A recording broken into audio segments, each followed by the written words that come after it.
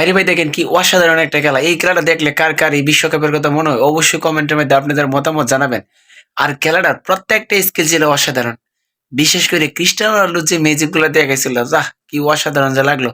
নেইমারটা ভালো লাগছে বস, নেইমারও কম না। কিন্তু এখানে কে বেশি খেলছিল আর গোল কার সবচেয়ে বেশি কয়টা হয়েছিল, কে কে জানেন? আপনাদের মতামত অবশ্যই কমেন্টের মাধ্যমে জানাবেন। আশা করি ভিডিওটা দেখতে থাকেন, ভালো লাগবে।